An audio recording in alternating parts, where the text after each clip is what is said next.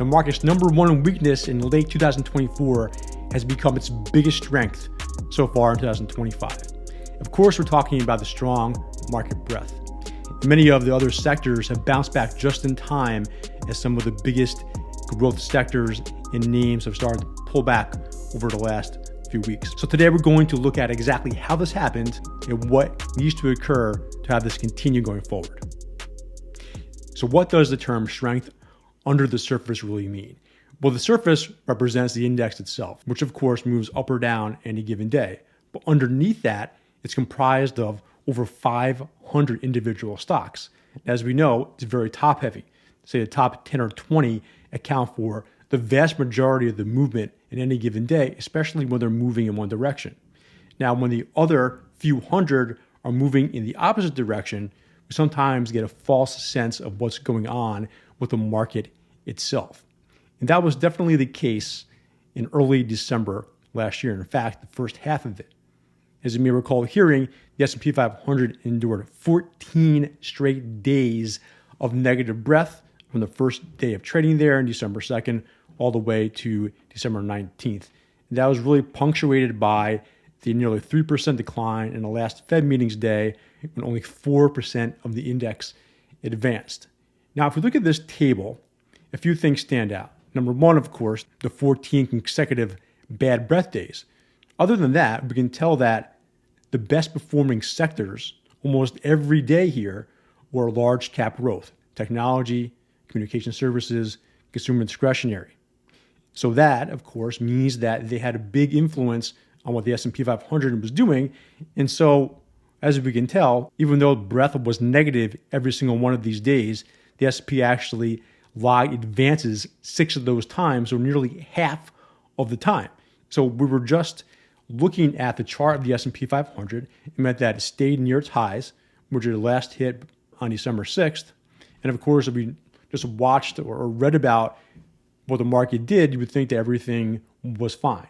Of course, that wasn't the case with so many stocks moving lower on a consistent basis.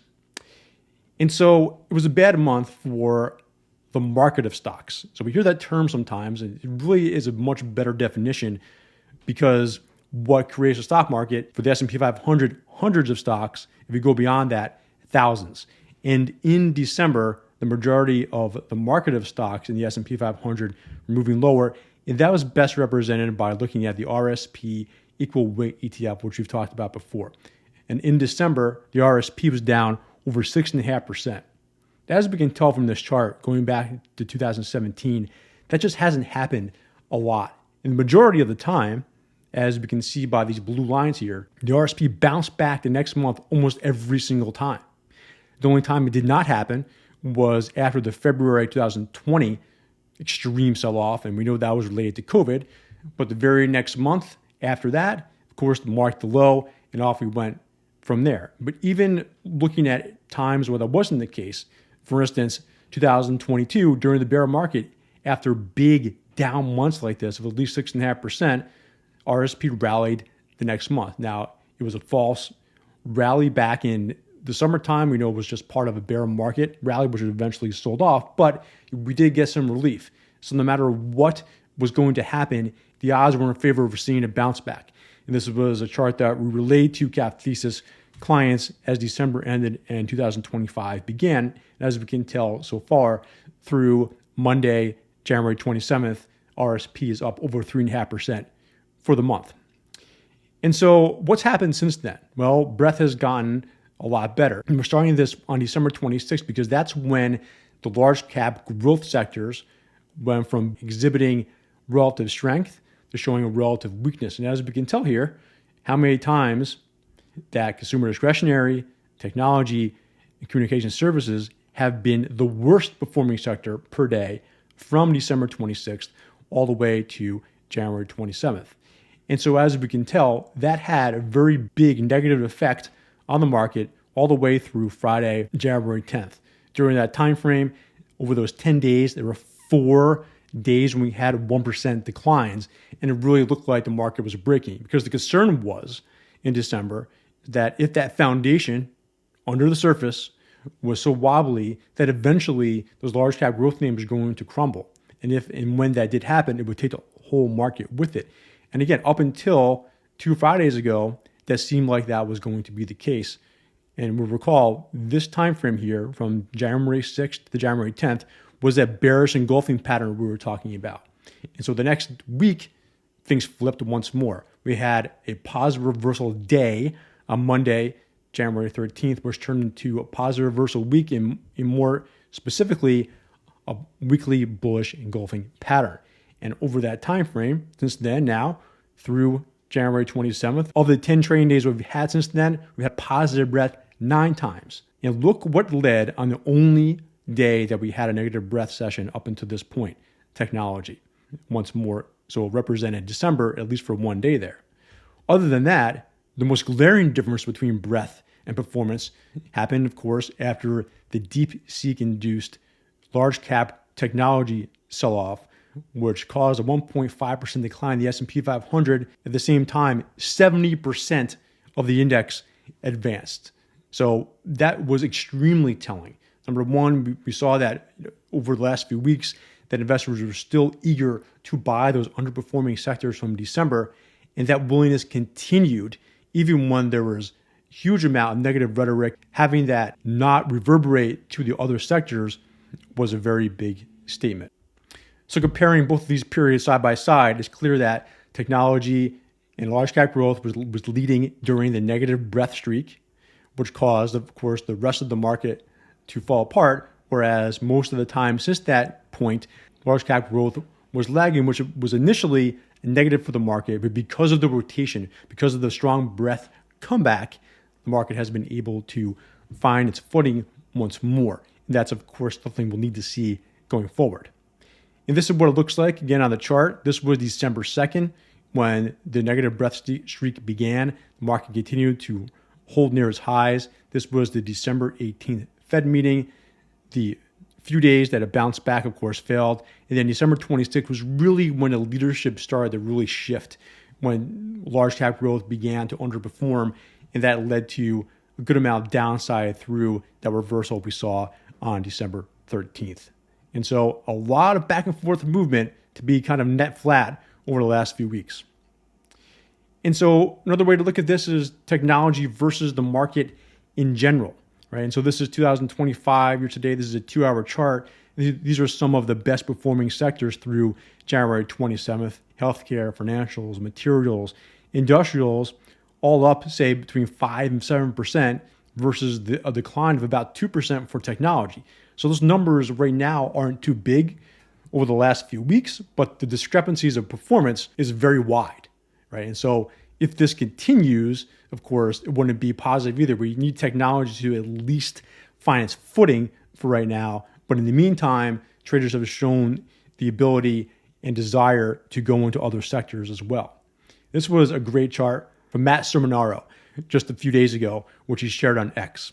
And so this was what the S&P 500 without technology did after January 27th, made new all-time high, following through on last week's new all-time high, where the index itself failed to make a new high with technology bringing it back down. So again, another way of showing us once more how much of an effect technology typically has in the S&P 500, which also shows how strong the response was with capital flowing to everything else this past Monday.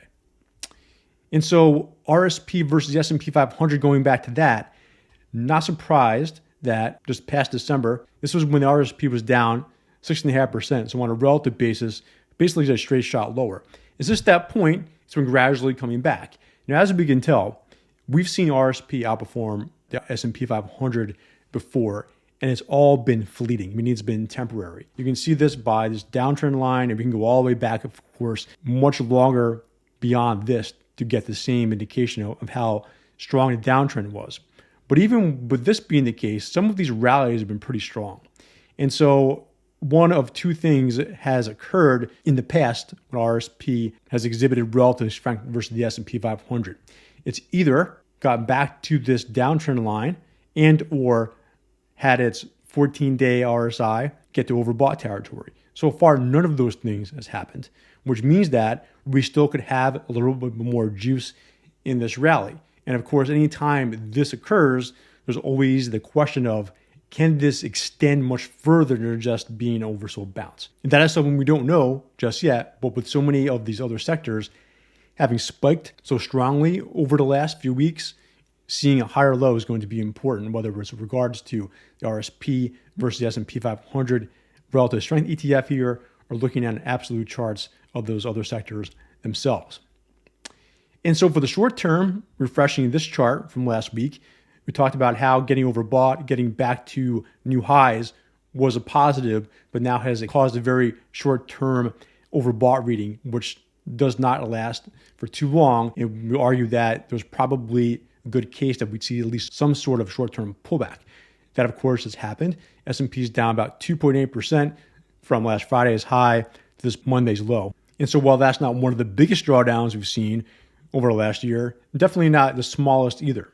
And so anytime you have a big snapback rally, which of course this just took place over the last 2 weeks, the goal from a bullish perspective is to see the ensuing pullback and be shallower than that rally. And of course, from a chart pattern perspective, that would cause us to get that elusive higher low once more, which of course we're waiting to see if that plays out.